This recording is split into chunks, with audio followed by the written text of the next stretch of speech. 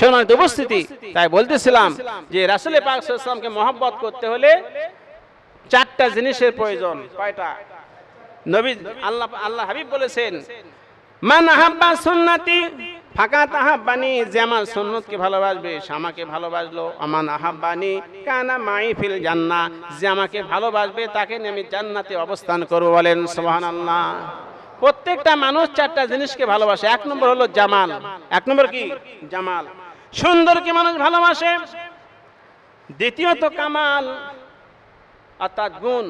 আমি উদাহরণ দিই, সুন্দর কিভাবে ভালোবাসে, যে সুন্দরী নারীর পিছনে পড়ে রাজা সিংহাসন ত্যাগ করে না? এমন ঘটনা অতীতে ঘটছে।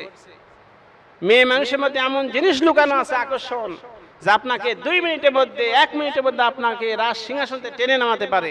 এইরকম ক্ষমতা নারীদের মধ্যে দেওয়া আছে। এই সুন্দরীর পাগল প্রেমে পড়ে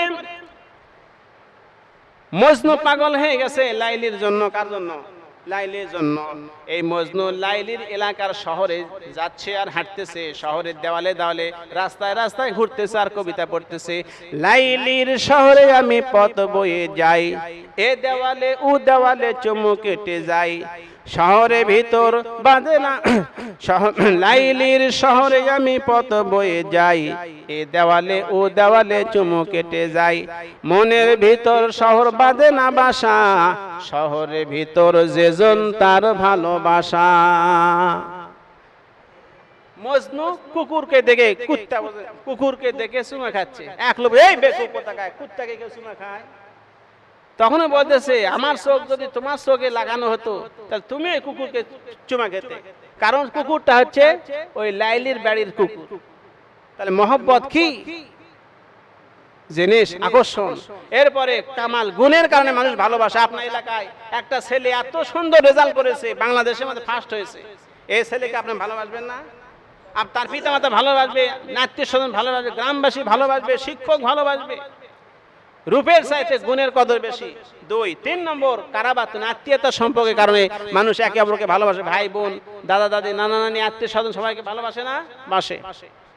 হযরত নূহ আলাইহিস সালাম তার ছেলেকে বলেছেন, ইয়া বুনাইয়ার কাম মানা, ও ছেলে আসো তাড়াতাড়ি করে জাহাজে ওঠো, তুফান শুরু হয়ে যাচ্ছে। ছেলে বলছে, আমি আপনার কথা শুনবো না, আমি আমার বন্ধু বান্ধবদের নিয়ে থাকবো। আল্লাহ পাক বলেন, ইয়া নূহ লাইসা মিন আহলিক, হে নূহ খবরদার, এটা তোমার পরিবারের অন্তর্ভুক্ত নয়, ছেলে নয়। যদি এই ছেলেকে যদি তুমি ছেলে হিসেবে পরিচয় দাও, নবুয়তের দপ্তর থেকে তোমার নাম কেটে দেওয়া হবে। এইরকম আল্লাহ পাক নূহ আলাইহিস সালাম কি করেছিলেন? ধমক দিয়েছিলেন। তাহলে নূহ আলাইহিস সালাম তার ছেলেকে ডাক দিলেন কি জন্য? ওই বাপ বেটার সম্পর্ক, মহব্বতের কারণে।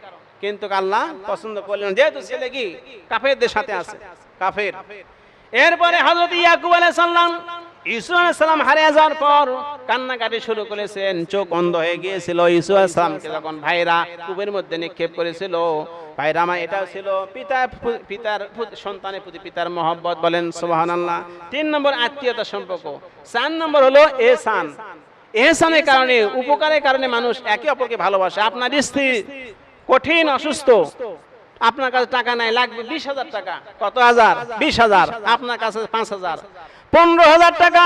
আপনার এক প্রতিবেশী, ধনী প্রতিবেশী আপনাকে চিকিৎসার জন্য দিল। আপনার স্ত্রী বগুড়া শহরের পপুলারে গিয়ে চিকিৎসা করে ভালো হয়ে চলে এলো। ওই যে লোকটা 15,000 টাকা দিয়ে সহযোগিতা করেছিল, আপনি তাকে ভালোবাসবেন কি বাসবেন না? বলেন অবশ্যই ভালোবাসবেন। বিপদের সময়, মুসিবতের সময় আমাকে সাহায্য করেছে টাকা দিয়ে, চারটিখানি কথা। এই এহসানের কারণে মানুষ একে অপরকে ভালোবাসে। এখন আমার আপনার নবীর মধ্যে এই 4টা গুণ ছিল, এই কারণে নবীকে কি করতে হবে? ভালোবাসতে হবে। এক, কি বলছি? জামাল, সুন্দর। সুন্দরের কারণে নবীজিকে ভালোবাসতে হবে। অনেকে মনে করে হযরত ঈসা আলাইহিস সালাম পৃথিবীর সবচেয়ে সুন্দর মানুষ ছিলেন। তিনি পৃথিবীর শ্রেষ্ঠ সুন্দর ছিলেন না। তিনি সুন্দর ছিলেন, সাদা সুন্দর। সবচাইতে শ্রেষ্ঠ সুন্দর ছিলেন আমার আপনার নবী মুহাম্মদুর রাসূলুল্লাহ সাল্লাল্লাহু আলাইহি সাল্লাম। হযরত জাবের রাদিয়াল্লাহু তাআলা বলেন, আমি একবার পূর্ণিমা চাঁদের রাত্রিতে নবীজির কাছে গেলাম। নবীজি লাল দোরা কাপড় চাদর পরে বসে আছেন। আমি একবার পূর্ণিমা চাঁদের দিকে তাকালাম, নবীজির নূরানি চেহারার দিকে তাকালাম। ফাইজা হুয়া আহসানু মিন্নি মিনাল কামার। আমার কাছে মনে হলো ওই পূর্ণিমা চাঁদের চাইতে নবীজির চেহারা অতি সুন্দর। বলেন সুবহানাল্লাহ। হযরত আয়েশা বলেন, মিশরের নারীরা ইউসুফ আলাইহিস সালামের চেহারা দেখে লেবু কাটতে গিয়ে আঙ্গুল কেটে ফেলে দিয়েছিল। ওরা আমার নবীর চেহারা দেখে নাই। আমার নবীর চেহারা যদি মোবারক দিয়ে দেখতো, আঙ্গুল কাটা তো দূরের কথা, কোন ফাঁকে নিজের কলিজা কেটে ফেলে দিত, তবু তারা টের পেত না। বলেন সুবহানাল্লাহ। এমন সৌন্দর্যের অধিকারী আল্লাহ পাক তার রাসূলকে করেছিলেন। নবীজি বলছেন, আনা আমলাহু আখি ইউসুফ আসবাহু, আমি লাবণ্যময় সুন্দর, আমার ভাই ইউসুফ সাদা সুন্দর। বলেন সুবহানাল্লাহ। কোন সুন্দর আপনার কাছে পছন্দ? লাবণ্যময় সুন্দর না সাদা সুন্দর? লাবণ্যময়, লালটি লালটি। নবীজি লম্বা ছিলেন না, বেটে ছিলেন না, মধ্যম আকৃতি ছিলেন। চোখ দুটা সব সময় সুরমা দেওয়ার মতো, জন্মগতভাবে সুরমা দেওয়ার মতো দেখা যেত। দাঁত মতির মতো, একেবারে দাঁত বের হলে আকাশে বিজলি চমকে এরকম সুন্দর আলো উজ্জ্বলতা প্রকাশ পেত। বলেন সুবহানাল্লাহ। হযরত আবু হুরায়রা রাদিয়াল্লাহু বলছেন, নবীজির চেহারাটা ছিল গমের কালারে, অর্থাৎ রূপার মতো, রূপার যে আকৃতি রং ওই রকম। অনেকে বলছে গমের যে কালার, এরকম কালার ছিল নবীজির কালার।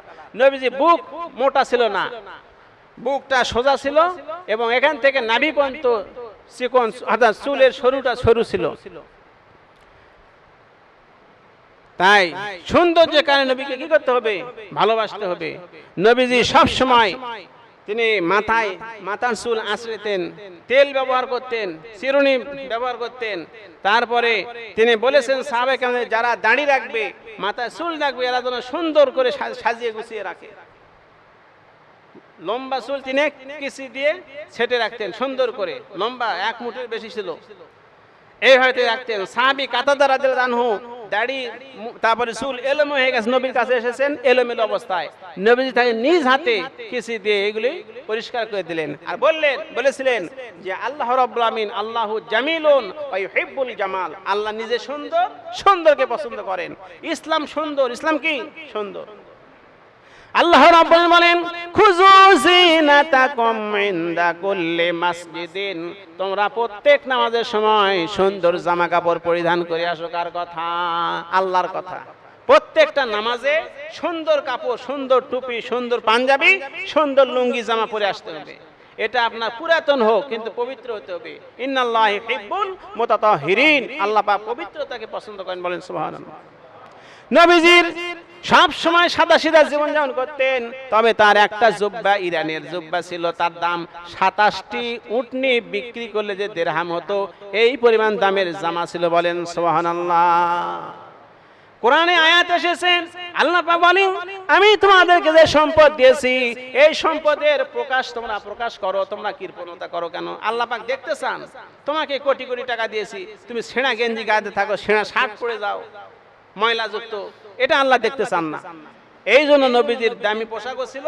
বিভিন্ন প্রোগ্রামে, অনুষ্ঠানে নবীজি দামি পোশাক পরে যেতেন, সব সময় এই দামি পোশাক পরিধান করতেন। যেমন আমি এই টুপি, আমি সব সময় এই টুপি ব্যবহার করি না, এই জামা সব সময় ব্যবহার করি না। তো যাই হোক, এইভাবে নবীজি কি করছেন? পোশাক পরিধান করেছেন। তারপরে নবীজি যখন বাড়িতে আসতেন 3টা কাজ করতেন। কয়টা কাজ? বাড়িতে যখন আসতেন আল্লাহর নবী 3টা কাজ করতেন। প্রথমে তিনি স্ত্রীদেরকে সময় দিতেন। 3টা কাজের মধ্যে একটা কাজ হলো স্ত্রীদেরকে সময় দিতেন। এসে দেখেন তরকারি কোটা হয়নি, রান্না বান্না দেরি হচ্ছে, স্ত্রীর কাছে বসে তিনি তরকারি কোটে সহযোগিতা করছেন। বলেন সুবহানাল্লাহ। আপনার স্ত্রী বাড়ি যেন দাসী না হয়, খালি কাজ করে, আপনার কাপড় চোপড় লুঙ্গি পাঞ্জাবি সব ধুয়ে দেয়, আর আপনি একটা দিনও ওই স্ত্রীর পায়জামা 3 পিস পরে, পায়জামা ওন্না আপনি ব্লাউজ একদিনও ধুয়ে দেন নাই, তাহলে কেমনি হলো? এগুলি ধুয়ে দিতে হবে। তাহলে দেখবেন একদিন ধুয়ে দেন, আপনার স্ত্রী কত খুশি আপনার উপর। নবীজি স্ত্রীর কাছে সহযোগিতা করেছেন। 2 নম্বরে তিনি কি করেছেন? ইবাদত বন্দি করেছেন। বাড়িতে এসে নফল ইবাদত, মসজিদে ফরজ নামাজ পড়তেন, বাড়িতে নফল, সুন্নত, ওয়াজিব এইগুলি নামাজ বাড়িতে পড়তেন। নবীজি বলছেন, খবরদার তোমাদের বাড়ি ঘর কবর বানায় না। কি বানায় না? কবর বাড়ায় না। কবরে কেউ তেলাওয়াত করে নাকি? কবরে কেউ নামাজ পড়ে নাকি? পড়ে।